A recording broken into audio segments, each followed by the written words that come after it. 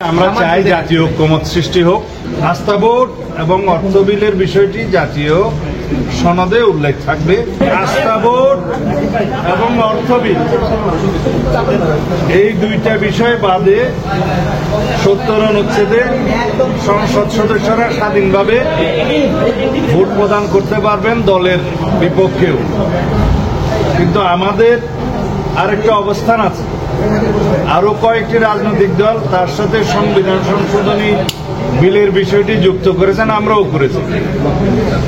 আমাদের দলের অবস্থান হচ্ছে তার সাথে আমরা লিখিত প্রস্তাবে যেটা আগে দিয়েছিলাম, জাতীয় নিরাপত্তার বিষয় উইদিন ব্র্যাকেট যুদ্ধ পরিস্থিতির মতো কোনো বিষয় থাকলে সেই ক্ষেত্রেও সংসদ সদস্যগণ স্বাধীন থাকবেন না। সিদ্ধান্ত হয়েছে আস্থা ভোট এবং অর্থ বিলের বিষয়টি জাতীয় সনদে উল্লেখ থাকবে, সবাই স্বাক্ষর করতে পারবেন। তবে বাকি দুইটা বিষয় এইভাবে আলাদা সংযুক্তি থাকবে যদি আমাদের দলের নির্বাচনী ইশতেহারে এগুলো আমরা উল্লেখ করি স্পেসিফিক। সেই ক্ষেত্রে আমরা যদি দায়িত্বপ্রাপ্ত হই তখন আমরা এই দুইটি বিষয়েও এখানে সংযুক্ত করতে পারব। স্থায়ী কমিটির বিষয়ে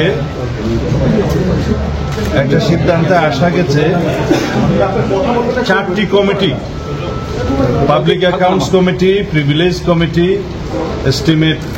estimation committee, public undertaking committee সহ এই 4টা সহ অন্যান্য কিছু জনগুরুত্বপূর্ণ বিষয় সংক্রান্ত স্থায়ী কমিটিগুলোর সভাপতির পদ